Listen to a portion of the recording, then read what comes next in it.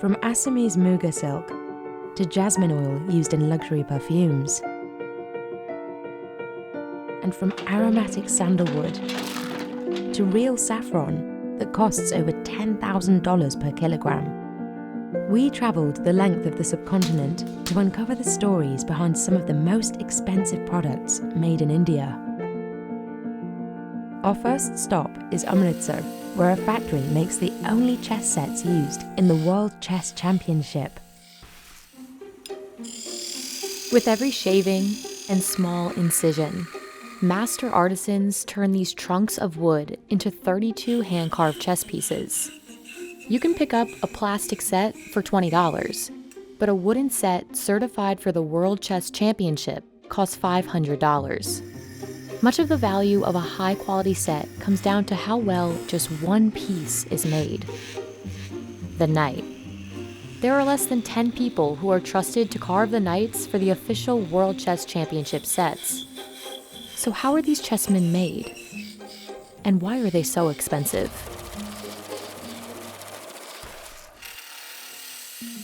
At this factory in Amritsar, India, artisans carve the pieces for the official World Chess Championship sets.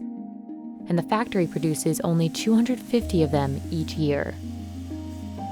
Artisans train over 4 to 5 months, learning to masterfully shape each figure. These small blocks of boxwood were once large trunks, dried for 3 to 6 months, cut down, and shaped to the necessary size. Each block is attached to a lathe, which turns the block rapidly before artisans begin to carve. Artisans use particular steel tools, called cutters, designed to make the proper cuts and overall shape of a chessman. Once the cutter makes contact, it immediately changes the wood, and any slight misstep could ruin the final shape of the piece. No piece is more difficult to produce than the knight. While other pieces are carved in just a few minutes, a single knight takes 2 hours to produce.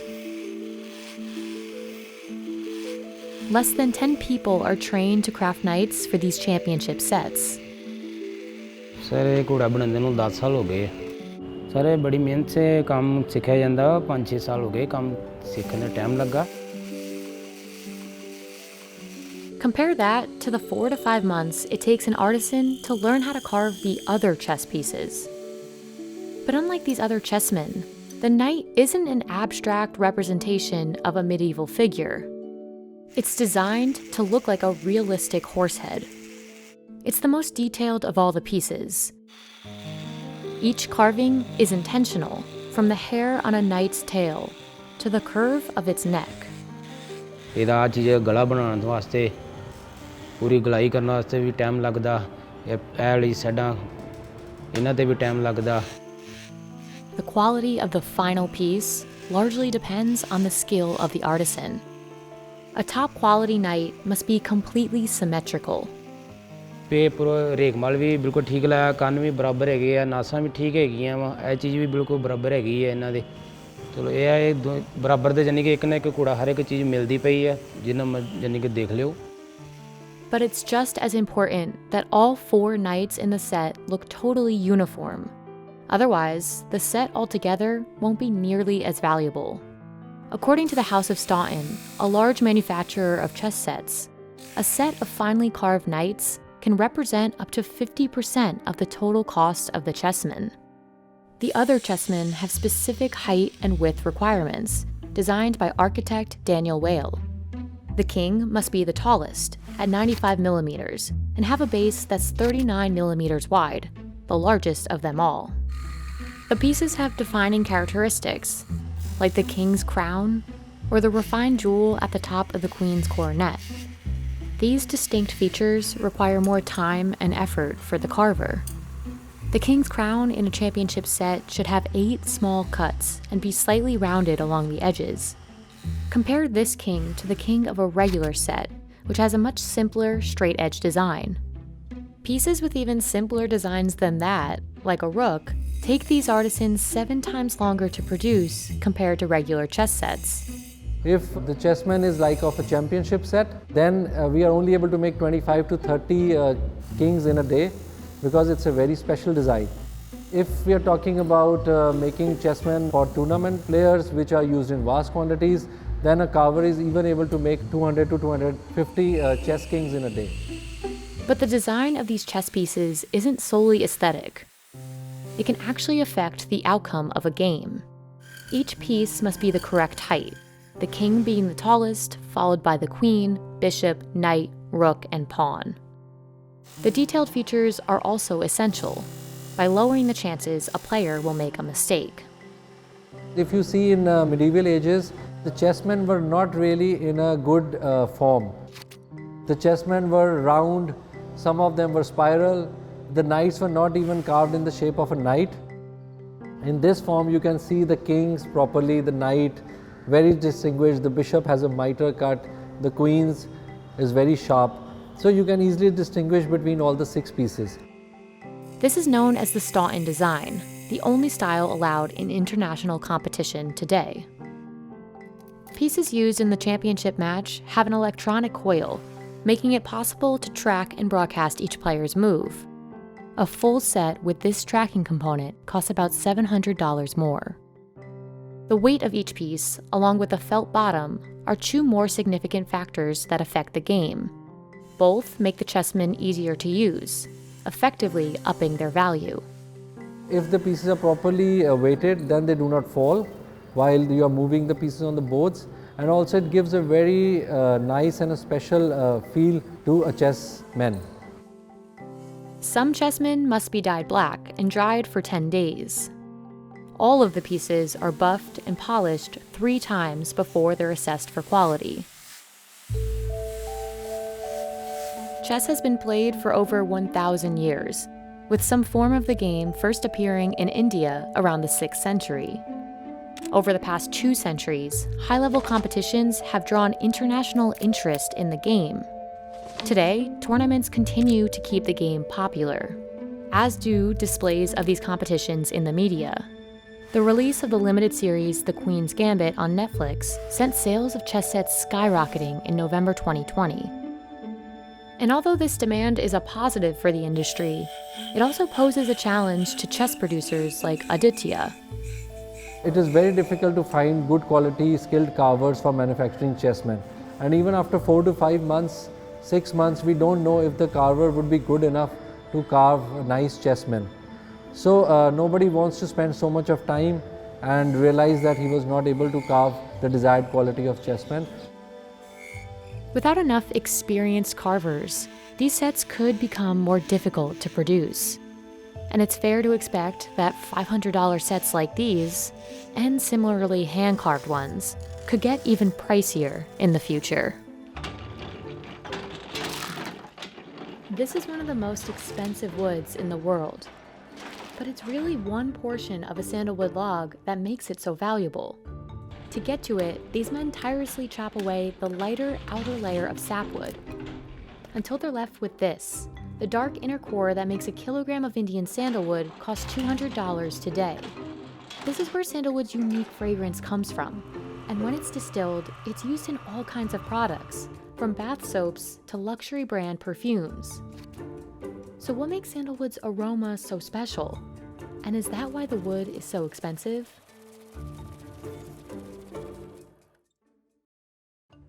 Native to South India, Santalum album, or Indian sandalwood, was used for hundreds of years before becoming a go-to scent for expensive perfumes.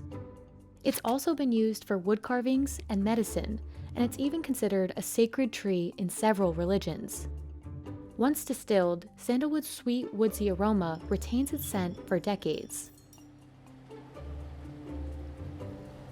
This is the crude oil portion.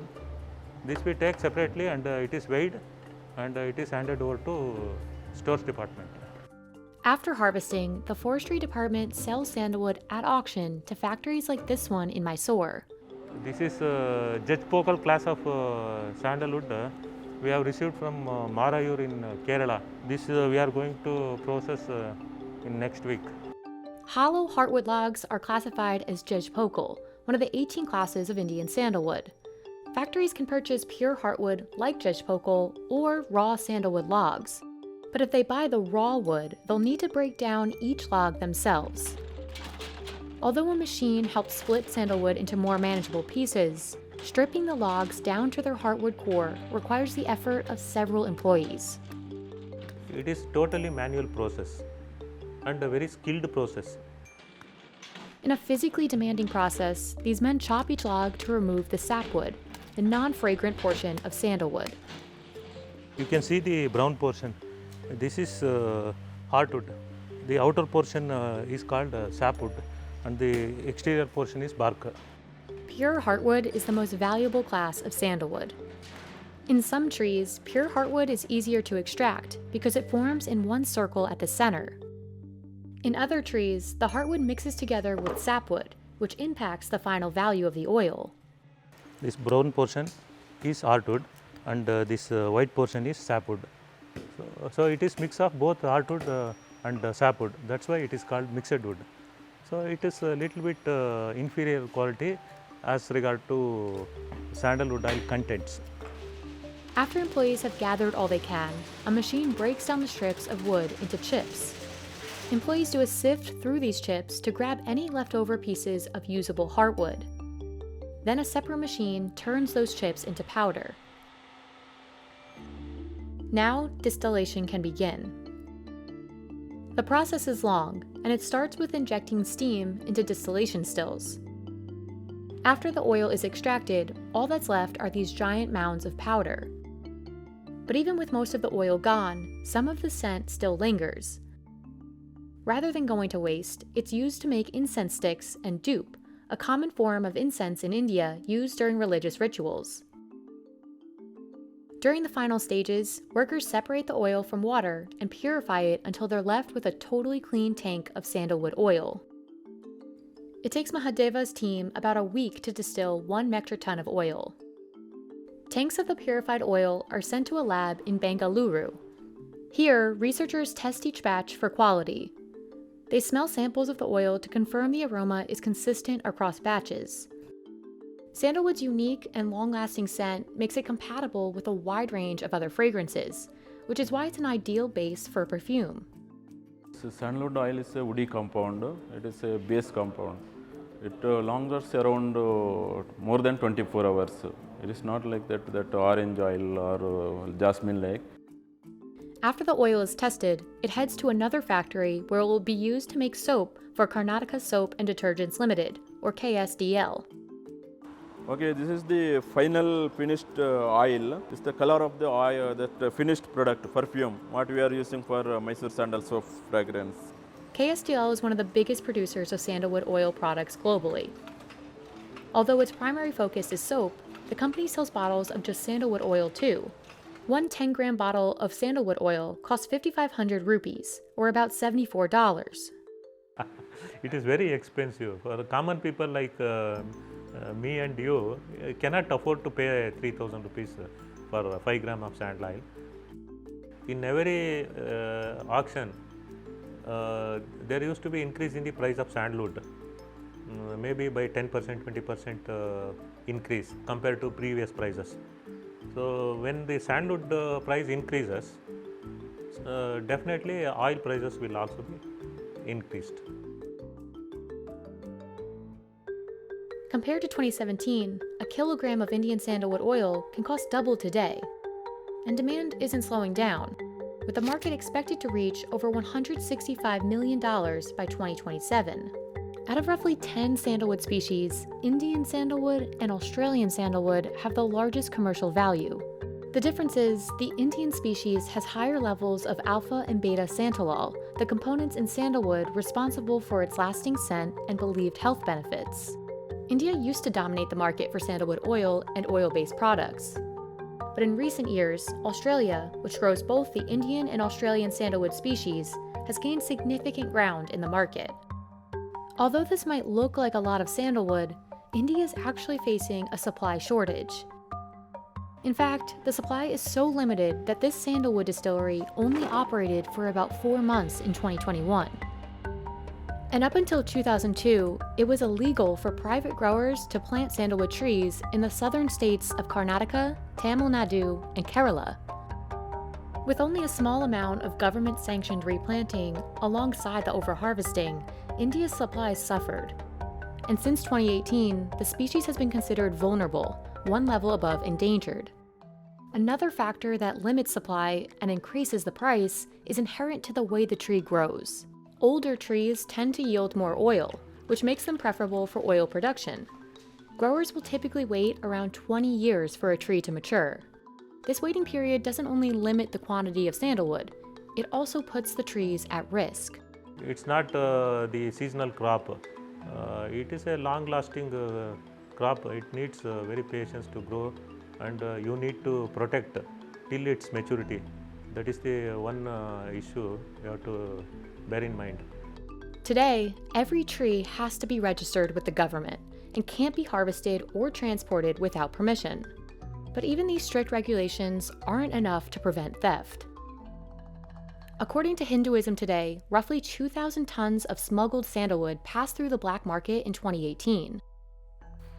To successfully grow the trees for decades, farmers must pay the cost to protect them. Here in the city of Mysore, some trees are wrapped in barbed wire. On top of this threat, harvesting these trees isn't simple. When a farmer has approval, a government official must come in person to uproot the entire tree.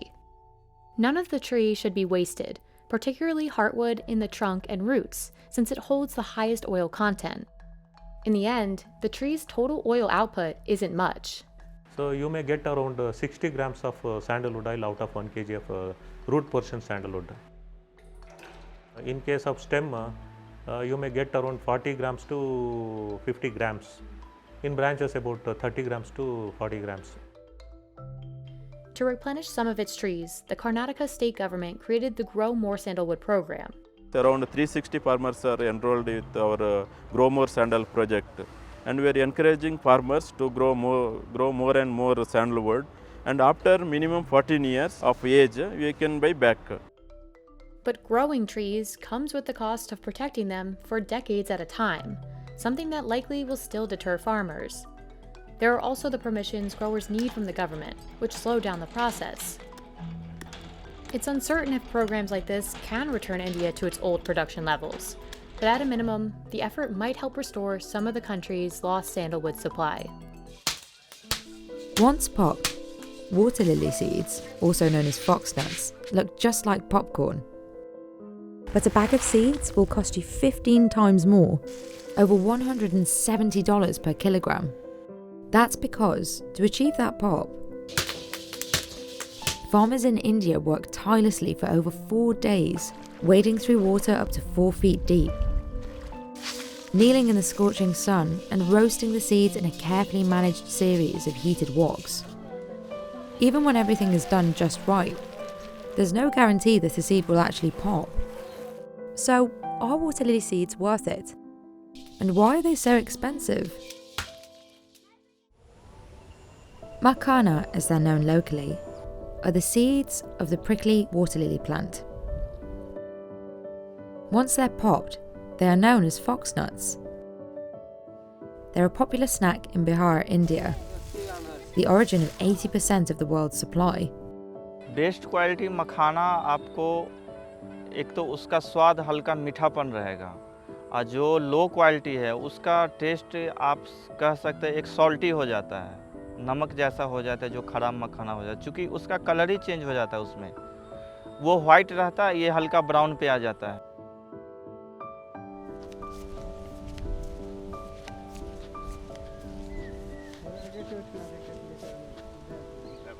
On the surface, water lily plants look like lotus, gigantic leaves floating on the water. But the differences reveal themselves upon a closer look. Each plant is covered in thorns. These barbs pose the main danger to workers harvesting the seeds. हम लोग का कोई दिक्कत थोड़ा दिक्कत होता है इसमें, ये बात कांटा चूस जाते हैं, दिक्कत है, क्या करेगा गरीब लोग, जो कमाएगा तो खाएगा कहाँ से? Lakshmi has been harvesting water lily seeds for 35 years. He belongs to the Mullah community, which has farmed and processed foxnuts for generations. हाथ से उठाते हैं, देखो कितना है, 1 2 3 4 5 6 हो गया, ये सब में कांटा है, 1 2 3 4 5 इसमें 5 फल है कर गया हाथ में चुभ गया हाथ में चुभता है Harvesting is hard work. The seeds are at the bottom of the pond, and the water is not clear enough to see and avoid the thorns, so Lakshmi uses a stick to move the plants aside. Each plant can yield anywhere from 70 to 125 seeds. They need heavy rains in the spring to start bearing fruits, which contain seeds. When summer comes, the fruits start to rot and release the seeds. तो वो गलने के बाद तो पहले पानी के ऊपर तैरता है और तैरने के बाद जब वो धूप का टेम्परेचर से सड़ता है वो तो नीचे सतह पे जाता है, मिट्टी में पकड़ लेता है वो मखाना का बीज। और जब वहाँ वो 1 महीना रहता है मिट्टी के संपर्क में, तब जाके पूरी तरह से वो मखाना तैयार होता है निकालने के लिए कीचड़ से। But not all seeds are fit for harvesting. Some are deformed or unripe, and Lakshmi can't harvest them today. ये बाहर जागली अभी तैयार नहीं हुआ है, पकेगा, छिलका गलेगा, काला होगा, बैठेगा जमीन पर। At the same time, ripe seeds can't stay too long in the pond, otherwise they won't pop and will sell for less. Workers feel the seeds with their hands coming to the surface and direct them towards a special type of basket called a garja, which they use to clean the seeds and separate them from the mud. ये अपने भागेगा, ये मिट्टी को तोड़ेगा, और मेहनत की चीज़ है। ये मखान का बीज है ये। Despite their best efforts, collecting all the seeds in the pond is impossible. Water lily seeds are small and dense, meaning some seeds will sink to the bottom of the pond, where farmers can easily overlook them. Lakshmi and the other 4 workers start their day at 6 a.m. and end at 4 p.m. In this time frame, they harvest an average of 100 kilograms of seeds per day. इसका कोई नियम नहीं है, कभी 2 quintal हो सकता है उसमें, कभी नहीं रहने पर, होने पर जो जैसे फसल है, फसल पैदा ज़्यादा हुआ, उसमें 2 कुंटल निकाल लेते हैं। अभी कम है फसल, कम हुआ, अभी पतला माल है। A successful harvest has a lot to do with the weather. This has a direct impact on the size of the water lily flower, and in turn, the quality of its fruit and seeds. पौधा बोला, पौधा में एक लाल लाल होता है, इतना बड़ा डंडी, उसमें जैसा कमल जानते हैं कमल, उसमें वो कमजोरी क्या हुआ, इसमें धूप आया, गर्मी आया, इस बात तो पहले हम आप लोग को बोले, इसमें गर्मी से ये ऐसा हो गया, इतना फूलना चाहिए, जैसे कमल को फूल होता है, इतना फैलना चाहिए, वो उसके धूप लग गया, खत्म हो गया, ये फूल खत्म हो गया। Water lily seeds are harvested in 2 waves each season. The second harvest is even harder because there are fewer seeds in the pond and workers have to search for the seeds that have been left behind in the mud. While the first time around a pond can yield up to 150 kilograms of seeds, there could only be around 10 kilograms during the second harvest. Once out of the water, workers stomp on the freshly collected seeds to remove the outer skin. Then, they place the seeds back into the basket and take them back to the water to clean. All of today's harvest is then weighed. This moment will determine how much Lakshmi and the other 4 workers are paid. They usually receive 31 cents per kilogram in the first harvest, and 62 cents per kilogram in the second, as the work is much harder. Today is the first harvest. They collected 50 kilograms of seeds. अभी इसमें कम फसल है, थोड़ा हुआ है, 50 kilo हो गया, 4 जन कितना हुआ, 12.5 किलो हुआ, 12.5 किलो कीमत कितना, 312 रुपया हुआ। उसमें क्या हम शराब पिएगा, क्या दारू पिएगा, क्या मछली लेगा, क्या मीठ लेगा। When the seeds are freshly harvested, they are worth 22 times less than popped seeds.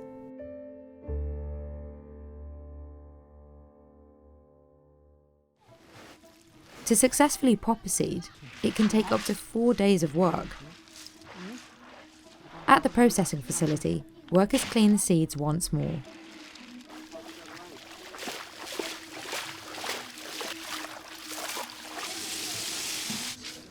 The next step is to sun-dry the seeds to remove all of their water content. गीला सा रहता है, तो खाने के बाद जो है ना गुड़िया पाउडर की तरह हो जाता है पाउडर। अभी कच्चा गुड़िया फोड़िएगा तो उसमें गीला रहता है अंदर में, गीला सलाबा नहीं बनता है। The amount and quality of sunlight the seeds receive is crucial in determining whether they will pop or not. अगर हम मान लीजिए 2 घंटा हम सुखाते हैं, 2 घंटा में हमारा पूरी तरह से जो मखाना का अंदर जो स्टार्च है उसमें पानी जो सुखाते हैं 2 घंटा में, वो 2 घंटा सामान्य रूप से धूप मिलना चाहिए। After 2 hours, the seeds are sorted and graded by size. Bigger seeds need more time under the sun, while smaller seeds will rot if exposed to too much sun.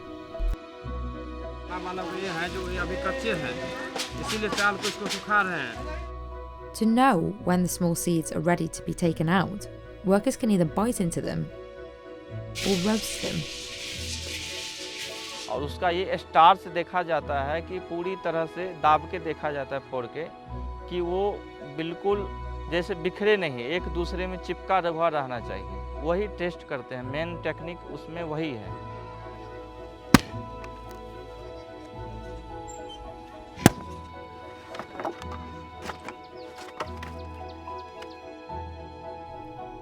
When the big seeds are dry, the whole batch is ready to undergo a gentle roasting in a clay wok. The seeds are still very fragile and can't withstand very hot temperatures. हाँ, उसका temperature ज़्यादा हो जाता है तो गुड़िया ख़राब हो जाता है, जल जाता है। और मिट्टी वाला में टेम्परेचर कम रहता है तो जलता नहीं। This is the first real test to determine whether the seeds have a chance to pop. उसके बाद आगे में जाके आगे में कलाकार बैठा रहता है, उसको जचैया करेगा कब होगा कब नहीं होगा। उसके बाद अगर जो देखता है हो गया तो घानी निकाल के रखता है, छिट्टा टोकरी में रखता है अपना। Roasting is a 20-hour process.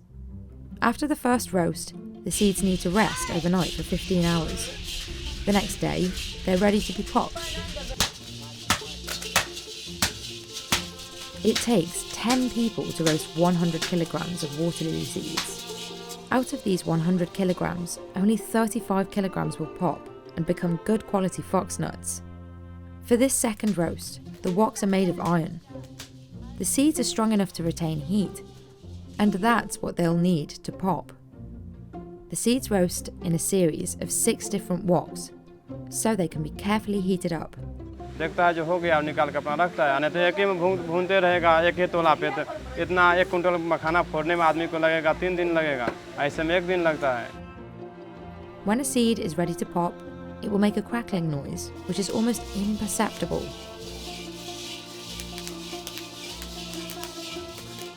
वो केवल वो जो आगे में जो बैठा रहता है वही जानता है, क्योंकि उसमें गुड़िया निकाल के चेक करता रहता है सेकंड भर में।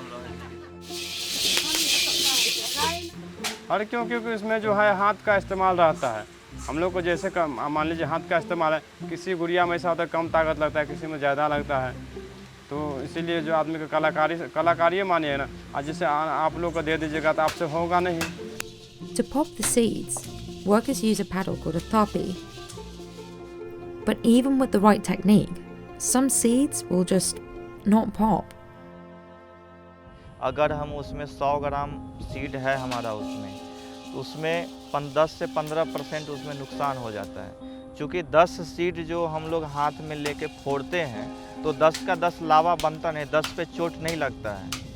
वो टाइमिंग 4-5 सीड 2-3 सीड ऐसा होता है हर बार में, 100 ग्राम लगभग 8 से 9 राउंड में ख़त्म हो जाता है। हमारा 15 से 20 सीड उसमें नुकसान हो जाता है, उछल के भाग जाता है बाहर, वो मखाना नहीं बन पाता है लावा। Once the seeds have been popped, they are cleaned and processed by size again in this machine.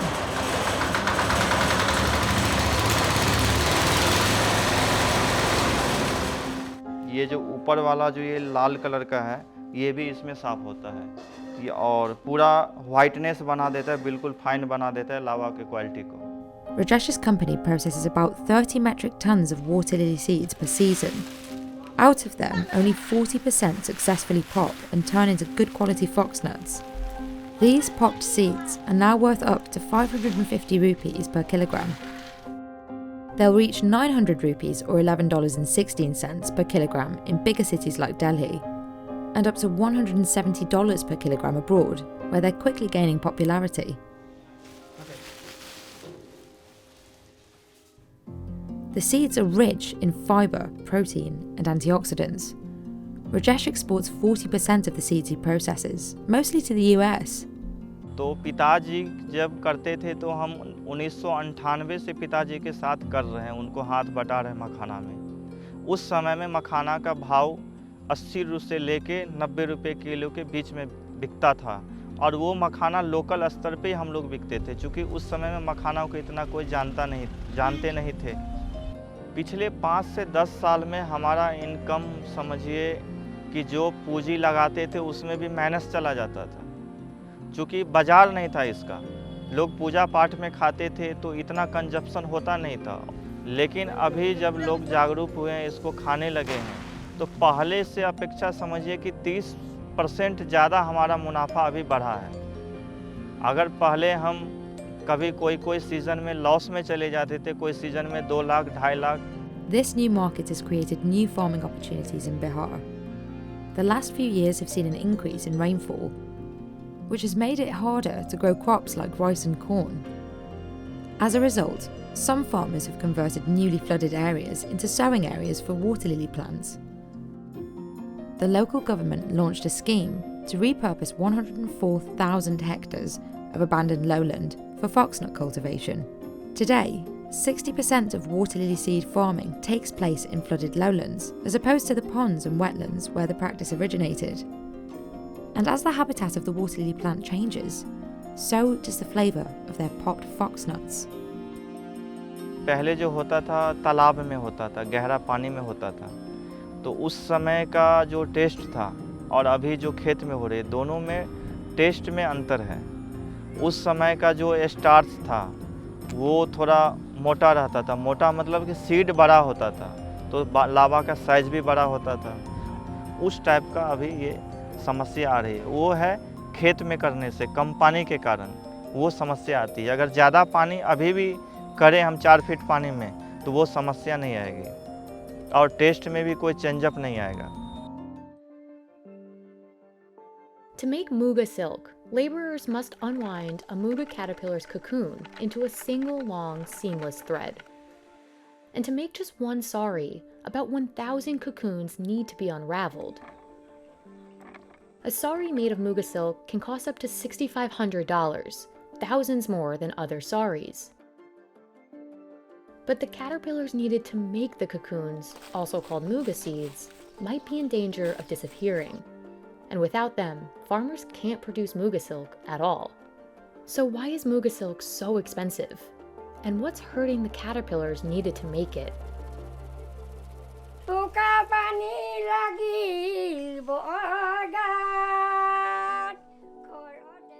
Muga can only be made in the Assam region of India.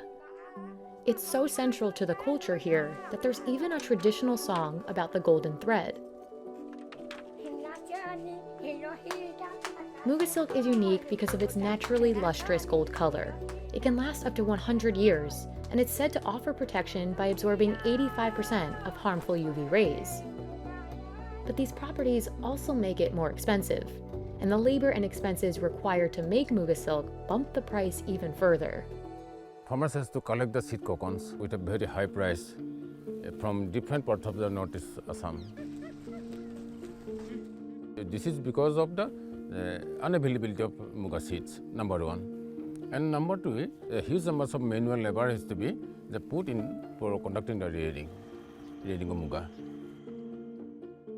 পখিলা ফুটুৱাই খৰি কৰা সূৰ্য উদয় হোৱাৰ পৰা সূৰ্য অস্ত যোৱালৈকে তেওঁলোকে এই কৃষি কাৰ্যত নিমজ্জিত থাকে। They pick a male and female moth to mate and tie the female to the korika, a stick with a hook made of thatch grass or twine. This is where the female will lay its eggs. Rearers then transfer the korika to a sam tree, the host plant for Muga worms. Here, tiny ash-colored larvae known as chai Muga hatch and begin to feed on the leaves. But the larvae are vulnerable at this stage, so farmers need to keep a watchful eye to ensure they can form the cocoons needed to make Muga silk. They shoot clay pellets into the fields to keep potential predators at bay and protect the larvae. After 1 or 2 months, they can collect the mature caterpillars. And the mature caterpillars are collected by the farmers at night, and they put the mature caterpillars into some jalis for cocooning. Here, the caterpillars rest and weave their cocoons for 3 days, until they fully empty the silk glands and enter pupation. Not all cocoons are used for silk. Some are stored in the sakori pera, a bamboo box for keeping cocoons and moths so farmers can continue breeding Muga worms. The hatched cocoons are used for rougher fabrics, such as winter clothes and blankets. But the most expensive Muga fabrics come from unhatched cocoons. That's because the silk in these cocoons isn't torn and can be unraveled into a continuous thread. Besides being limited in which cocoons they can use, weavers also need a lot of them. For weavers who buy cocoons, this doesn't come cheap. তেতিয়াহ'লে আমাৰ শিপিনীসকলৰ সম্পূৰ্ণ লোকচান হোৱা নাই জানো 15 চনত যেটো আজি 21 চনতো এই এখন কাপোৰৰ দাম একেটাই হৈ আছে কিন্তু যেটো মুগাৰ আমি কঠিয়াটো কিনিছো কিন্তু সেই দামটো 50% বাঢ়ি গ'ল To produce 1 kilogram of Muga yarn, Monica needs 5,000 cocoons, which is enough for about 5 saris. And that 1 kilogram could take her a week, because to make the yarn, she needs to reel the golden thread, a process that demands special care. Traditionally, the Assamese add dried banana peel or paddy thatch ash to the mixture, which degums the cocoon and gives the thread a better sheen. And when it comes to Muga, the shinier the silk, the more valuable it will be. 2 people then use a pangoi to carefully reel the long Muga silk threads in a continuous motion. Reelers gently pull from several cocoons and join the thin strings together to make one thicker thread. They must make sure each thread has a consistent thickness, or the yarn won't be as valuable. Finally, the reelers load the Muga silk yarn onto bamboo looms, where Assamese women weave it into the desired fabric.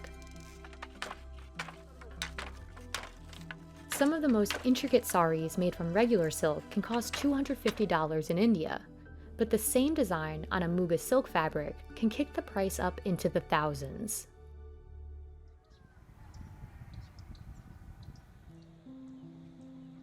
Muga silk is the pride of Assam, which accounts for almost all of India's Muga silk production, but the profits are limited. নিমজ্জিত থাকে আৰু তাৰ পৰা তেওঁলোকে যেটো product কৰে তাৰো উচিত মূল্য পাবলৈ নাই ধৰক 1000 মুগাৰ দাম যদি 5000 হয় আমাৰ কৃষকৰ পৰা কিনে 3000 টকাত মধ্যভোগী আৰু 2000 টকা প্ৰফিট খায় এনেকৈ আমাৰ কৃষক মুগা ফাৰ্মাৰ বিলাক এনেকৈ জীৱিকা নিৰ্বাহ কৰি আছে While Muga farmers work tirelessly to ensure the moths survive, it's not only up to them. The Muga moth is continuously threatened by the climate crisis. Muga silkworms are reared outdoors, and exposure to even the slightest change in temperature and humidity can wreak havoc. During high temperatures in 2018, farmers had to delay rearing for 10 to 15 days to avoid silkworm deaths. Losing this time during peak commercial season, when production is ramping up, means producers can end up with less Muga silk to sell. This is one of the major threats to the Muga in the coming decades. And second is the pollution. And the pollution generated by the tea gardens and petrochemicals. Tea gardens use some very destructive chemicals like pesticides, herbicides, etc., etc. These chemicals have toxic effects on the Muga moth that impact its mortality and ability to reproduce. This can threaten the relatively low production of Muga silk compared to other expensive Indian-made silks like mulberry silk. Only about 239 metric tons of Muga silk were produced in India in 2021. Compare that to over 24,000 metric tons of mulberry silk that were produced in the same year. According to Jatol, this doesn't meet global demand for Muga, and it drives the price even higher. The limited supply of authentic Muga silk has led some producers to fill the gap with fakes. To combat the rise of fake Muga, in 2007, the Indian government designated Assam Muga silk as a protected geographical indication, or GI product. This means authentic Muga silk can only come from Assam. But Jatol doesn't believe it's done much to help Assam's Muga silk production. Because in my calculation, Muga silkworm is under the extinction dip. All the habitat area, the Muga silkworm, the host plant sector, will be lost, totally lost in 2046. That's why Jatol and other Muga farmers are relying on environmental conservation efforts, now and in the future, to ensure the survival of this millennia-old fabric. Right now, these jasmine buds don't smell like anything. But once they bloom, producers in India process their coveted aroma into one of the priciest oils in the world. Just 1 kilogram of jasmine oil can cost over $5,000. It's a key ingredient in luxury perfumes.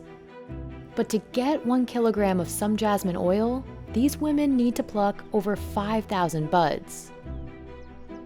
So what does jasmine smell like? And why is the oil so expensive? For hundreds of years, jasmine has been used in India to make garlands and headpieces for special occasions. Its scent is sweet, fruity, and floral, blending well with other fragrances. And while India grows over 80 varieties of jasmine, Jasmine grandiflorum and Sambac are 2 of the most commercially valuable. It's been considered very divine. And Sambac, especially even amongst other flowers, is considered one notch superior. It's the most preferred flower. Jasmine Sambac has this ease, this friendliness, this happiness. It is a joyful scent. Jasmine Sambac thrives in Madurai, the jasmine capital of India. Like any flower, jasmine produces a strong scent only after it blooms. But local sellers don't want jasmine flowers, they want the buds. That's because once the flower blooms, the scent only lasts a few days. The buds last longer, so they're easier to transport, whether it be for garlands or oil extraction. Raja runs a jasmine oil company, but before Raja can produce the oil, he'll need to wait for the day's harvest. Jasmine is a night-blooming flower. To maximize the harvest and ensure the buds make it to the markets in time, harvesters head to the fields early. Rati is one of a handful of women tasked with plucking the buds. It's not as simple as grabbing each bud she sees. Only the right bud blooms that day. Otherwise, it's not going to bloom. So if it doesn't bloom, no fragrance. Deciphering which buds to harvest requires a keen eye, one that Rati has trained over the last 10 years in these fields. இந்த பூவு நீ பறிக்கிற பூவு இந்த பூவு இன்னைக்கு எடுக்க மாட்டோம் 2 நாள் கழிச்சு எடுப்போம் இது 2 நாள் கழிச்சு இதை எடுப்போம் இது பூத்த பூவு நேத்து பூத்த பூவு இதை எடுக்க மாட்டோம் இந்த பூவு நாங்க பூத்த பூவு எடுக்கவே மாட்டோம். Rati goes to each bush one by one, plucking thousands of buds before she collects a kilogram of jasmine. Gathering that much takes her about an hour. The work must be done gently by hand, so as not to damage the buds. Damaged or wilted buds mean more work for Rati. Jasmine is a very laborious picking process. As a kilo of jasmine, just to give you a perspective, will have about 5,000 to 6,000 independent flowers. So to pick 1 kilo, they have to move 5,000 times. You know, the hand moves back and forth 5,000 times to pick just 1 kilo of flowers. But that's still a tiny fraction of the buds needed to produce a kilogram of oil. For 1 kilogram of jasmine oil, Raja needs 1 metric ton, or 1,000 kilograms of flowers. As she works, Rati collects the buds in her sari to protect them and preserve their fragrance. சவுக்கரை பேத்தில் கொட்டினா பூ வெந்துடும். Market போகக்குள்ளேயும் பூ வெந்துடும். எடுக்க மாட்டாங்க மார்க்கெட்டில். கட்ட முடியாது, வண்ண முடியாது. பூ வெயிலுக்கு வெந்துடும். சாக்கையில் போட்டு அனுப்புனா அது பூ வெந்துடும். அது வச்சு நாங்கள் சாரில் கட்டி. She'll harvest for about 5 hours straight. It's tedious and tiring, but it's critical for her to keep moving before it gets too hot. Then the buds head to the local market.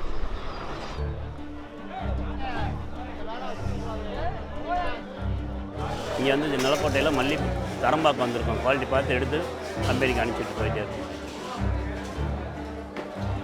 Murugan is used to the market's chaotic energy. He's been sourcing jasmine for oil production for 18 years. Practically all corners of the market are full of buyers, bags of jasmine buds, and scales to determine the proper quantity for sale. The rate today is 500 rupees per kilogram. Before buying, he assesses the buds closely to determine if the size will be worth the price. இது size small size பொடிசு. இதில் open ஆனால் வாசனை இருக்காது, smell கம்மியாக இருக்கும். இது ஃபேக்ட்ரிக்கு சென்ட்டுக்கு போட மாட்டோம். இது நல்லா இருக்கும், பெஸ்ட்டு குவாலிட்டி. இதை போடுவோம். இது நல்லா ஸ்மெல் இருக்கும், நல்லா ஓப்பன் ஆகும், நல்லாவும் இருக்கும்.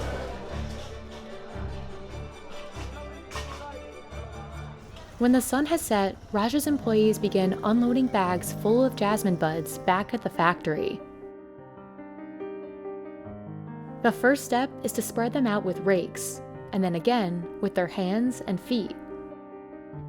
Spreading out the buds is crucial to preserving them. Leaving them in a big pile would generate heat, which would again cause them to wilt. Then Raja's team waits until the flowers begin to bloom.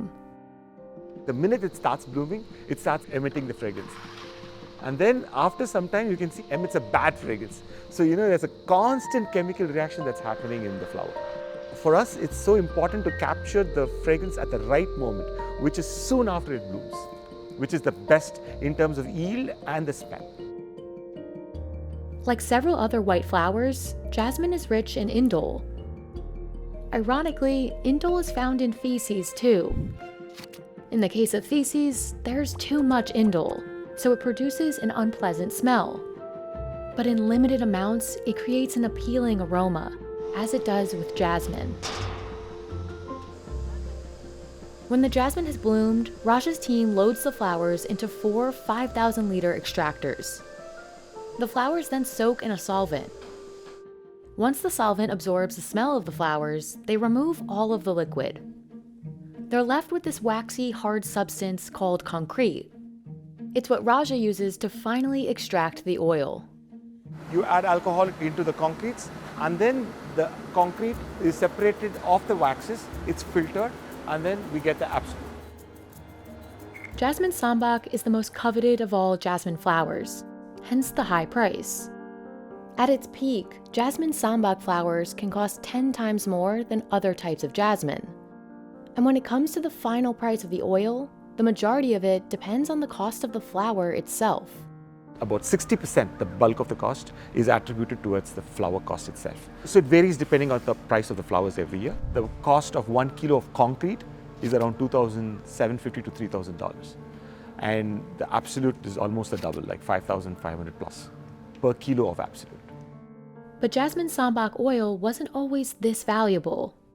In fact, Raja says it was rarely harvested before the launch of Dior's J'adore fragrance. That was when the Sambak became the in thing. Before that, Sambak was grown in India, but it was not really extracted. Today, jasmine oil extracts travel from India all the way to Paris, where they will be used in many high-end fragrances, particularly at Guerlain. Guerlain sources jasmine Sambak oil directly from Raja. The signature of the house is made with jasmine and 5 other ingredients. So jasmine is almost everywhere. The company produces all of its fragrance blends in-house, including Mont Guerlain. Jasmine Sambak is the star of Mont Guerlain. You have the top note of lavender, blend then in the jasmine Sambak florals you enjoy. Then comes the sandalwood and the vanilla. This is such a soft and beautiful fragrance. Even in the expensive world of spices, saffron stands out. And real saffron can cost you over $10,000 per kilogram.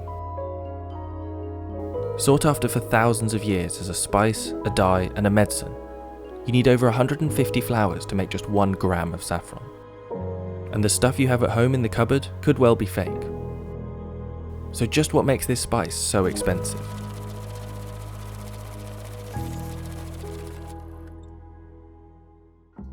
Saffron is the red stigma of the Crocus sativus. Each crocus has 3 small stigmas that have to be picked carefully by hand. This minuscule harvest means that the amount you get from each flower is roughly 0.006 grams.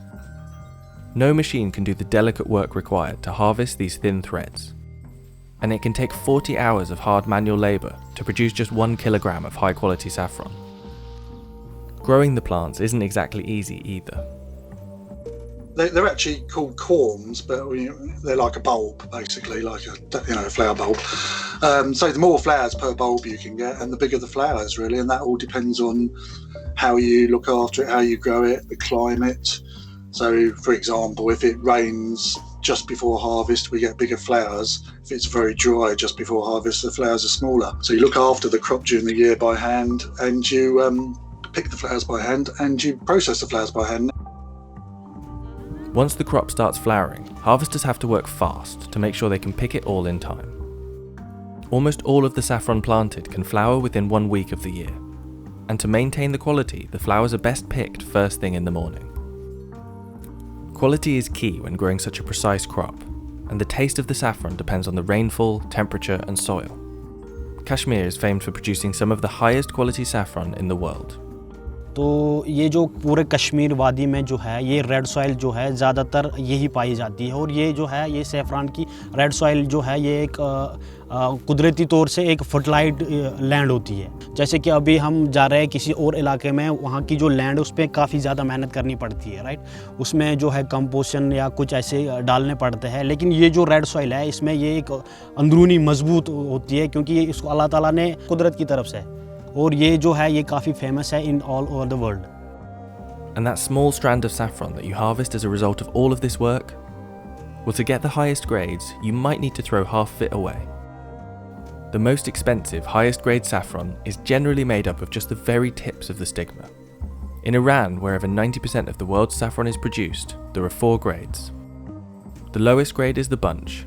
That's the entire strand that's pulled from the flower, from the dark red tips to the yellow base. In higher grades, the yellow strand is removed, leaving only a long strand of pure red. That means a kilo of saffron could be made up of 450,000 strands. And to get that many strands, you need 150,000 flowers. And those flowers take up a lot of growing space. Cumin, for example, can yield 600 kilos per acre. Nutmeg gets you around 350 kilograms in the same space. Use that land for saffron instead, and you get a 1.8 kilogram harvest. Despite the incredible amount of work and space this crop takes up, demand for the spice is increasing, and over 200 metric tons of saffron threads are harvested worldwide each year. That's the result of about 30 billion flowers. Demand for the threads is so high that many adulterate or produce fake saffron. Threads that look real at first glance could actually be made of corn silks, coconut fibres, or even horsehair. Synthetic colourings are also used to dye the lower grade stigmas and sell them as high grade saffron. In late 2019, a fake saffron crime ring was uncovered in the UK, which led to a 2-year international investigation. And back in 2010, Spain exported 190,000 kilos of saffron, worth $50 million, but the country's total production amounted to only 1,500 kilos. At the time, a local farmers' union reported that up to 90% of Spanish saffron exports were fraudulent. The industry has attempted to crack down on these fake and mislabeled products, but the problem still persists, and the market for fake saffron is closing many real saffron farmers down. So what does real saffron actually taste like? I've been asked that one by a lot of people over the years. It's so difficult to describe, which is, I think, part of its fascination for people and why it ended up, as an expensive product, because it just adds something. It's a bittersweet flavour, it's an earthy flavour. Trying to replicate it's very difficult. People have tried to do that, I know. While saffron is just as popular as ever, it's been sought after throughout history. In Greek mythology, Zeus sometimes slept on a bed of saffron, and Cleopatra was said to bathe in saffron and milk, using the dyeing properties of the spice as an ancient fake tan. Every culture seems to have its own myth about the spice's powers, and in the 14th century, saffron's popularity skyrocketed across Europe when it was thought to be a possible cure for the plague. But there's a recent looming problem for saffron and its price: climate change. In Kashmir, production has dropped significantly, and many farmers are selling their land instead. We had very few rains in the last, I think, 4 or 5 years. The temperature and the climate has completely changed in Kashmir. When I was a kid, when we used to go to the saffron farms to pick up the saffron, it would at least take us 2 days to pick up the saffron from the same fields, which nowadays you could just pick up in half an hour. I'm very emotional about the saffron, because this is a cultural identity of Kashmir and especially the people of Pampur. But the thing is that the production is declining, and the lands are being sold, the houses are being built on the saffron lands. It really disheartens me. Between 2017 and 18, saffron production in the region fell almost 70%, from 16.5 metric tons down to 5.2. And with continuing droughts and climate change, this harvest could become even more rare. Bhavish Chaudhary and his mother Shushila continuously churn these Bilonas for up to an hour. If they stop for even a second, this batch of ghee will be ruined.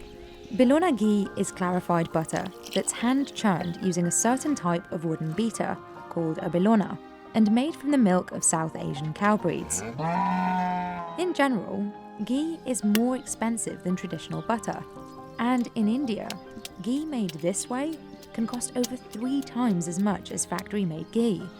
But there are plenty willing to pay the price. जो घी की importance है वो ऐसी है कि एक कहावत है कि घी खाओ चाहे कर्ज लेकर खाओ. So why has this ghee risen to the top? And why is it so expensive? Ghee is a staple of South Asian cooking. It's commonly eaten on chapati, lentils, rice and more. अगर घी नहीं खाएंगे तो अपनी दादी नानी अपने को फटकार लगाएगी. Because of the clarification process, ghee's flavour is nuttier and more concentrated than butter. But aside from taste, there are practical reasons to choose ghee over butter. Without any milk solids, ghee can be stored for a longer time without spoiling. Plus, it has a higher smoke point than butter, which means it's better suited for cooking at high temperatures. Making this nutty, nutritious ghee requires time, specialised equipment, and happy cows. Bhavish's process starts at 5:30 in the morning in Rajasthan, India.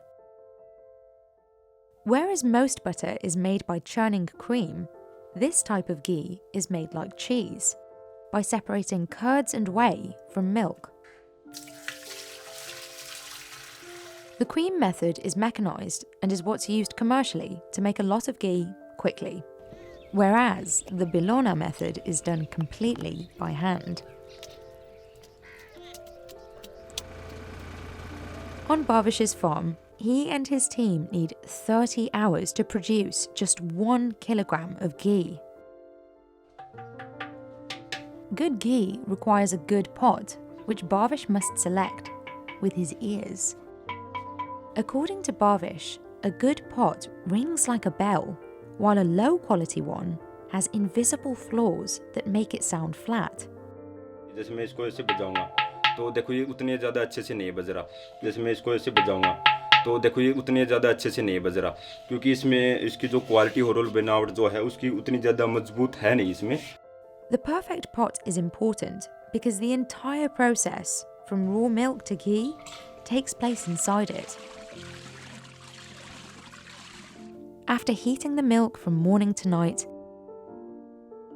and then letting it cool until the next day. He adds a starter to the milk to jumpstart the curdling process. अमन लगाने के लिए हम थोड़ा सा खट्टा दही या थोड़ी सी खट्टी छाछ काम में लेते हैं। तो उस टाइम पे दूध का टेम्परेचर अप्रोक्स 45 डिग्री सेल्सियस होना चाहिए। उस सही तापमान पे ही दूध का दही जमेगा और रात भर के लिए हम उन मटकों को ढककर छोड़ देते हैं। The ghee is left to culture. Fermenting the milk in this way allows the ghee to develop complex flavors not commonly found in other types of butter. ये देखिए सुबह का टाइम है और अभी जो अपना दही है एकदम परफेक्ट जमकर तैयार हो रखा है। अब इसमें थोड़ा सा हम गर्म पानी डाल के इसका बिलोना करेंगे। Using rope and a post for stability, Bhavish and Shushila twist the Bilona back and forth to agitate the curd. इसमें लंबा प्रोसेस रहता है, थोड़ा सा पेशेंस रखना पड़ता है। The Bilona method goes back thousands of years, and the tools haven't changed much. It only takes around 2 hours to make a Bilona by hand from shisham wood, but you have to be in the right place to buy one. Bhavish sources new Bilonas from elders in the village. को उनको knowledge होता है बनाने का, क्योंकि लकड़ी को जब अपन घुमाते हैं तो वो लकड़ी भी एकदम सीधी होनी चाहिए। अगर उसमें बैंड होगा तो वो अच्छे से नहीं घूमेगी और नीचे जब उसके 4 पंखुड़ियाँ होती हैं तो चारों का भी बैलेंस होना चाहिए। While the Bilona is in use, the wood absorbs oil from the ghee. This helps to preserve the tool and extend its life. जो बिलोना लकड़ी हम काम में ले रहे हैं ये तो मेरे बचपन से भी पहले की है। It takes about an hour of continuous churning to separate the butter from the buttermilk. और उसके बाद में अपने को ठंडा पानी डालना पड़ता है लास्ट में और फिर अपना जो मक्खन है वो पूरा अच्छी तरह से ऊपर तैरने लगता है। The result of all that churning is this, makhan, or cultured butter. To turn it into ghee, Bhavish heats it up again. Oiling the butter clarifies it, which means the liquid is separate from the milk solids. The longer he cooks the ghee, the nuttier the aroma and deeper its golden colour. The sweet spot is usually around 1 to 2 hours. What's left in the pot is Bilona ghee, ready to be shipped out and eaten. But only after a blessing from Shushila. लस्सी को ऐसे नमस्कार करते हैं सूर्य से कि हे भगवान हमें लस्सी दी है, ऐसे हमें लस्सी सभी को दे, अच्छा घी दे, अच्छा दूध लस्सी दे। Bhavish and his family have made ghee for generations, but in 2020 he took his business online. In 2022, the global ghee market peaked at $49.2 billion. Some estimates expect that number to hit $73.5 billion by 2028. And demand for a product like Bhavish's continues to grow as well, even when it can cost around 3 times as much as the industrial version. That's because his ghee comes from these indigenous cows. All of these cows are South Asian breeds, popularly known as Desi cows. A Desi cow produces about 10 to 12 litres of milk a day. That's half as much as industrial cows, and nothing can happen if a calf isn't around. But Bhavish says the quality of their milk makes up for the lower yield. देसी गाय का जो दूध रहता है वो काफ़ी गाढ़ा रहता है, उसमें फैट कंटेंट ज़्यादा रहता है और जो खाने में जो मिठास आती है वो ज़्यादा मिलती है। It takes over 20 litres of milk to make just 1 litre of ghee. So, when demand is high, Bhavish buys milk from other farmers in the village to keep up. Ghee made using Bhavish's methods from the milk of indigenous cows is often marketed as A2 Desi ghee. A2 refers to a specific type of protein found in milk, beta-casein. While milk from Western dairy cows contains both A1 and A2 beta-casein, milk from Desi cows only contains the A2 protein. In researching what this difference means, a 2016 study found that A2 milk was easier for people with lactose intolerance to digest. वो बोलते हैं ना कि कुछ चीज़ें science से भी परे होती हैं, For many of Barvish's customers, the difference between A1 and A2 ghee is an Ayurvedic and religious one. जैसा खाए अन्न वैसा होए मन। तो अगर अपन किसी दुखी गाय का दूध घी खा रहे हैं तो अपन कहीं ना कहीं दुखी फील करेंगे। Barvish's biggest orders come from cities nationwide, but they are a long way from his remote village. गांव से शहर के लिए डायरेक्ट कोई कोरियर सर्विस मिलना मतलब थोड़ा सा चैलेंजिंग रहता है। But despite the logistical challenges, Barvish likes the work. उसमें कोई टफ पार्ट नहीं है, उसमें मज़ा आता है। सुबह के टाइम में एक तो अपनी अच्छी खासी एक्सरसाइज हो जाती है, अपना पसीना भी निकल जाता है बॉडी का, और हेल्थ ही बनी रहती है। हेल्थ बनी रहेगी, एक्सरसाइज हो जाएगी, जिम जाने की ज़रूरत नहीं है, और अच्छा घी निकल के आएगा अपने को। Green cardamom is one of the most expensive spices in the world. Just 1 kilogram of it can sell for $90. But getting that little bit of green cardamom requires a lot of work. Harvesters need to collect 6 kilograms of these small raw pods by hand to produce just 1 kilogram of the spice. So why is it so hard to grow green cardamom? And is that what makes it so expensive? Known as the queen of spices, cardamom comes from small oval-shaped fruits called pods, which contain several black seeds inside. Those seeds are what give green cardamom its uniquely citrusy, sweet flavor and aroma. The green cardamom plant grows in select regions around the world, but it especially thrives in India's Idukki district, where Raja's family has grown the spice for 30 years. After cardamom is planted, farmers must wait 3 years for the plants to mature. When that waiting period is finally over, workers have most of the year, from July to next February, to harvest. While that's a long harvesting period, not all of the pods can be harvested at the same time.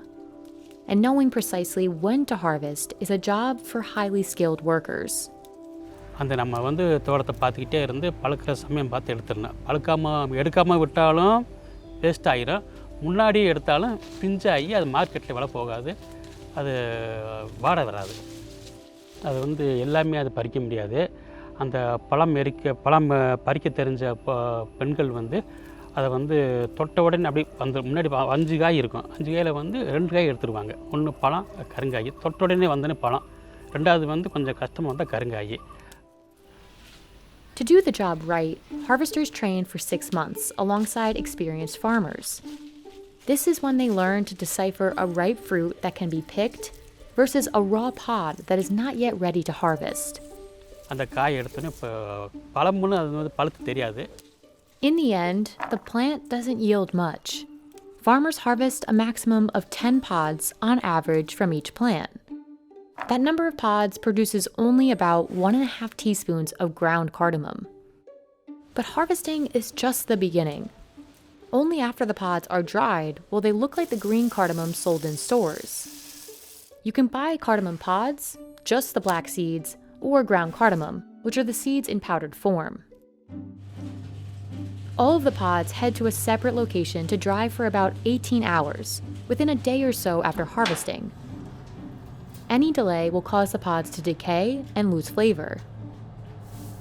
Drying also preserves the spice's green color, a factor that directly impacts how valuable a pod will be and what it will be used for. ஆவியோட சேர்ந்தது இது வெளியே போயிட்டே இருக்கணும், அப்போ தான் நல்ல colour கிடைக்கும். From here, the pods are cleaned and sorted. Workers use their hands to push and separate the smaller, lower quality pods through the holes. Each pod is then graded based on its size, weight, and color. Highly valued pods are bigger, greener, and full of seeds. Out of all the cardamom Raja harvests, the majority won't be worth very much. In fact, only a 1/6 will qualify as good quality, marketable cardamom. இந்த ஏலக்காய் first quality 8 வருவட்டுன்னு சொல்லுவாங்க, 8 mm. இது Exo quality நல்லா இருக்கும் பார்க்குறதுக்கு. இது விதைகள் அதிகமாக இருக்கும். இது 1600 ரூபா இன்னைக்கு cost. Some exported whole grain cardamom pods from other producers can be even costlier. retailing for over 4 times the price at $90 per kilogram. The company's lowest grade costs 900 Indian rupees, or about $12 per kilogram, and can be sold as ground cardamom. Pods with any sign of discoloration or rot aren't marketable and will therefore be rejected. இது பேர் வாவிடுதல்னு சொல்லுவாங்க. இது வந்து அதிகமாக விளைஞ்சி வெடிச்சதுனால இது வந்து இந்த மாதிரி ரிசெக்ஷன் ஆகுது. இது வந்து அழுக்கல்லி ஏலக்காய் அழுகி போச்சு, செடியிலே அழுகி போனதுனால இந்த மாதிரி ஏலக்காய் ஒன்று இருக்காது, உள்ள ஒன்று இருக்காது. But this whole process could be totally disrupted by changes in weather. If there's too much rain, the pods will rot. If there's not enough, they'll burn out from the sun. More recently, the world's climate crisis and unpredictable weather in India's Idukki district specifically have hurt supplies of green cardamom. The district makes up at least 1/6 of global production and roughly 3/4 of India's green cardamom production. But its supply took a hit in recent years as harsh weather and rains ruined farmers' crops. This drove up the prices of cardamom in 2019, but didn't necessarily benefit small farmers. In order to make a huge profit, farmers need a large inventory. And when cardamom is sold in small amounts by small farmers, most of the payment is used to cover the cost of production only. Raja spends about 15,000 Indian rupees, or about $200 per acre, just on fertilizer. That's between 10 and 15% of the total profits he'll make off that acre. And those profits often don't cover the total Raja must spend on production. பெரும்பாலும் வந்து நஷ்டம் வந்திருக்கு, நஷ்டம் உண்டாகும். புயல் மழை அடித்து காற்றடிக்கும் போது மரம் செடி மரம்லாம் விழுந்து செடியெல்லாம் விழுந்து நஷ்டம் வரும்போது நம்மளுக்கு வந்து கையிலேருந்து பணம் செலவழிச்சதை அந்த செடியை வந்து மறுபடியும் நம்ம ரீப்ளான் பண்ணி அதை உண்டாகணும். நமக்கு நஷ்டம்தான் வரும். இது வந்து நம்ம வந்து கையிலேருந்து பணம் செலவழித்து லேபருக்கு சார்ஜு மருந்து உரம் கூலி அதிகமாக வரும்போது எல்லாமே நம்மளுக்கு வந்து சாதகமாக காலநிலை ஒத்து வந்தால் தான் நம்ம வருமானம் எடுக்க முடியும். All this considered, the global cardamom market is expected to grow by about $169 million between 2021 and 2025. This is good for the industry, but could present a challenge for farmers unable to meet demand, as the climate crisis continues to threaten the supply of this coveted spice. In the forests of South India, harvesters climb trees as tall as 50 feet to handpick these clove buds. When exported, less than half a pound of these dried cloves costs $30. That's 10 times as much as some cumin. But as they focus on keeping their balance, harvesters must also be careful not to break the buds. If they do, the value of the clove drops significantly, and that's just where the risk begins. To harvest cloves correctly, workers put their lives on the line. So what makes cloves worth the risks? And why are they so expensive?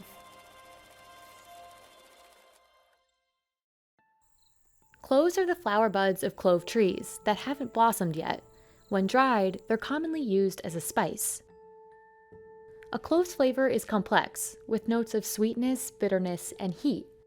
The oil found in cloves has medicinal properties that make the spice valuable outside of just cooking. Cloves with the round head or crown still intact have the most oil. But to get cloves with the highest possible oil content, highly skilled workers are needed at every stage. Clove harvesting is a very big job. It's a very risky job. So we have to get special people to do that.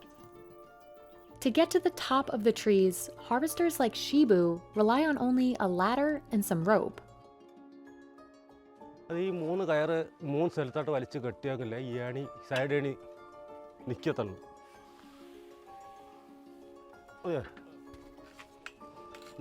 He reinforces the bottom of the ladder with mud so it doesn't move as he navigates the tall tree.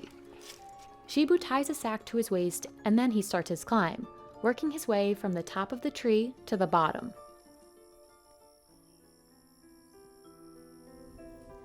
Harvesters can't pick too soon or too late, or the cloves will drop in grade and value.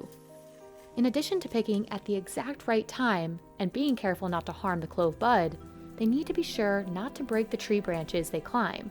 Otherwise, the tree will have a lower yield next harvesting season. Navigating all these elements can be extremely dangerous. In Black Rock Estates, harvesting cloves has led to death. A couple of years back, we lost a worker who was while he was plucking, the lightning struck him. We lost almost about 6 of them they had paralyzed, we had to take them, rush them down to the hospital, and they were admitted for a month. Yet handpicking is the only way farms like Black Rock Estate have managed to keep delivering quality cloves. Because timing is crucial, Charles needs a big team to pick the cloves as soon as they're ready, which is usually mid to late February. Charles can sell the cloves for their highest price in the first 25 days of the harvesting season. The more he can harvest during this time, the better it is for business. When the clove season is fully on, when we have a very good crop, we get about 300 workers. During peak harvesting season, these workers make around $30 a day on average. Once the clove clusters are picked, harvesters carefully remove the individual buds from the stalks and leaves. They sift and sort each bud according to its size, age, and whether it has a top. It's best if the circular crown of the clove, where it would otherwise flower, is still intact. This improves the spice's taste and aroma. Even though there are machines to help with this process, Charles prefers to pay for it to be done by hand, to lower the risk of clove damage. They have clove breaking and sorting with machinery. But still, the half the cloves is damaged in that. We get broken cloves in that. So it's not very good doing it with the machine. The highest quality cloves were picked at the right time, just before they turned pink or flowered. They're large and plump and still have the crown. Second quality cloves also still have their tops, but they're smaller. They were either picked too early or too late. And the third quality has no crown, with the top having either flowered or broken off. After the sorting, workers leave the cloves out to dry in the sun. High-quality cloves take 3 days to dry under good sunlight. But a quality clove won't always get sold as the highest grade, because official grading doesn't happen until after it's dry. If there's too little or too much sun, the clove's quality drops. Instead of golden brown, it becomes black, and it loses one of its most valuable properties, its oil content. First quality cloves are the most fragrant and have the highest oil content. The headless third quality cloves have the least. And the difference shows in the price. Charles sells his first quality cloves for about $10 a kilogram, and its lowest grade for under $7. Clove oil is mostly made up of the compound eugenol, which is not only responsible for the clove's familiar aroma, but also for its medicinal benefits.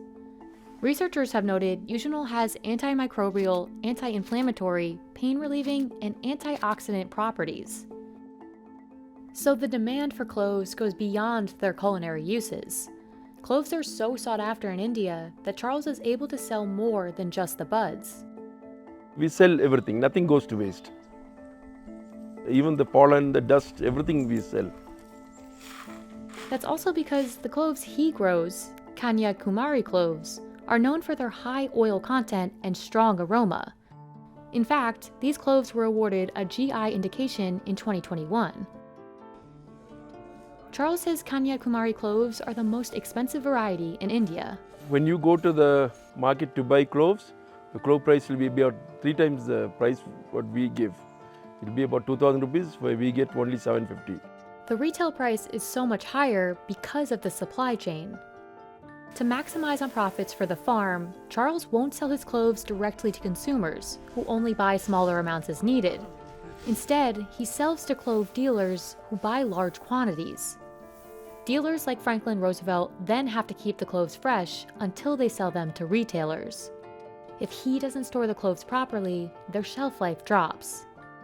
Glove के लिए एक temperature है, उस temperature में वो लोग उसको stock रखते हैं और मोस्टली कोल्ड स्टोरेज में ही जाके उतरता है. मतलब नॉर्मल टेम्परेचर में रहेगा तो माल भी ख़राब हो जाता है और उसका टेस्ट फ्लेवर नहीं रहता है. To cover the cost of quality control, Franklin sells cloves to stores for almost $12 a kilo. The shops that buy from Franklin have to pay transportation and packaging costs, bringing the retail price of cloves in India even higher. But one of the biggest challenges in every step of the supply chain has been the changing climate. ज़्यादा बारिश होने की वजह से पेड़ों में fungus गिर जाता है, तो सारा माल झड़ जाता है। तो जो लैंडलॉर्ड होता है, इसका जो ओनर्स होते हैं, उनको भी हेवी लॉस हो जाता है। और जो लोग इन्वेस्ट करते हैं, जैसे जो ट्रेडर्स हैं, वो लोग हम लोग ये बहुत बाहर गांव से लेबर्स बहुत लाते हैं, तो लेबर्स को नौकरी नहीं होता है, हम लोग ट्रेडिंग भी उतना ठीक से कर नहीं पाते। Between 2018 and 2019, India lost 13 metric tons of cloves due to heavy rainfall. And while the global clove market is expected to grow by 3.5% by 2027, the changing climate may still continue to disproportionately burden clove farmers. नहीं, अभी farmers लोगों को इतना उसमें profit नहीं दिख रहा है, क्योंकि वो मैं बोला ना, ऐसे बारिश हो जाता है तो ये सब होता है, और उनको उतना जितना उन्होंने इन्वेस्टमेंट किया है उतना उनको रिटर्न नहीं है। वो है, अगर वो लोग भी अगर ट्रेडिंग लाइन में आते हैं तो ठीक है, लेकिन बहुत कम लोग ही आते हैं, क्योंकि वो लोग इतना रिस्क लेके सब लोग नहीं जाते हैं। इसमें रिस्क लेंगे तो है पैसा मिलता है। To make a Patan Patola sari, each section of each bundle of silk is meticulously dyed a specific colour. But it's only when the threads are woven together and the pattern is revealed that artisans will know if their mathematical precision worked. Most other saris are embroidered during weaving, but the intricate designs in Patan Patola are dyed directly onto the silk. So any mistake artisans make is irreversible, risking months' worth of work. When it's complete, which can take over a year, a Patan Patola sari can cost over $8,000. So why does it take so long to make a Patan Patola sari? And what makes it so expensive? In the Indian state of Gujarat, the Salvi family's company, Patola House, is one of only a handful of producers of authentic Patan Patola. Because of the time-intensive process, Patola House makes an average of only 15 Patola saris a month. Even among expensive woven textiles, Patan Patola saris are unique. Whereas most textiles are elaborately embroidered on a loom, Patan Patola uses what's called a double ikat design. The weft, or horizontal, and warp, or vertical threads are painstakingly dyed separately. Only when the weft and warp are woven together will the final design reveal itself. The months-long process begins with high-quality raw silk, purchased for up to $110 a kilogram. A single sari requires just under a kilogram of silk. These threads are as fine as hair, so the artisans must combine them to create a stronger thread they can use for weaving. They clean the silk and bleach it, so it is bright white to best absorb the dye. Meanwhile, designers like Mehul Salvi create detailed sketches on graph paper for the dyers and weavers to follow. The measurements can be as small as 1/100th of an inch. It takes Mehul up to 10 days to finish a pattern. कहीं marking करने में mistake कर गई तो आगे का सब कुछ मिस्टेक होगा, तो वर्प एंड वेब दोनों परफेक्ट जो मैच होना है वहाँ पे वो मैच नहीं होगा, तो वहाँ से निकाल ही देना पड़ता है. The sketch is passed on to artisans like Limbacha Priya Ashwin Kumar, who translates the specifications to the warp and weft threads. She does this by marking the different sections onto the silk with a single string dipped in coal. Priya says this is the most challenging part of her work. Measurement ही गलत हो तो वो पूरे की पूरी design आपने सही बांधी हो तो भी वो गलत ही होती है. When she's done, Priya prepares the threads for resist dyeing. She tightly wraps cotton string around certain sections of the silk thread according to her markings. Priya covers the parts that shouldn't be dyed, leaving only the parts that will be dyed exposed. Multiple layers of tightly wound cotton thread ensure that liquid cannot get through. मैं उसको ये लग को ऐसे पकड़ती हूँ, पर उसको लग ऐसे घूमनी नहीं चाहिए, लग उसकी ऐसी स्ट्रेट रहने की है। फिर इसको मैं एक एक देखो ये ऐसे करूँगी तो उसको में से आवाज़ आनी पड़ेगी, आवाज़ नहीं आती तो हमको समझ में आ जाएगा कि हमने पूरा का पूरा वो ढीला बांधा है। Dyeing the threads is the most time-consuming part of the process, taking several months to over a year to complete, depending on the complexity of the design. The background colour, usually red, is dyed first. The thread must dry completely before another colour can be added. And Patola House says its saris typically have at least 5 colours. More complex designs can have even more.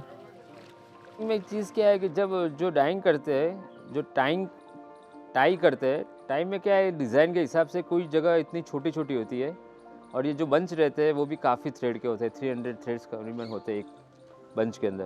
तो वो छोटी छोटी जगह में हर एक जगह पे हर एक थ्रेड के अंदर कलर जाना चाहिए, वो एक चैलेंजिंग वाली बात है। The dyed sections are wrapped, while the parts that need to be coloured next are unravelled, and the cycle repeats. उसको काफ़ी बार आपको चेक करना पड़ता है और ग्राफिक्स पेपर से डिज़ाइन के हिसाब से उसको कंप्लीट करना पड़ता है कि ये चीज़ वही है ओपन किया हुआ है जिस पोर्शंस को आपको कलर करना है। हाँ, वो गलत कलर हो गया तो उसको हम कुछ भी नहीं कर पाएंगे क्योंकि ये रियल कलर्स है। एक बार सिल्क पे चढ़ गया तो फिर कभी वो जाएगा नहीं। Once all the colours have been dyed, it can take a team of 5 people 2 days to detangle the knots and prepare the silk for weaving.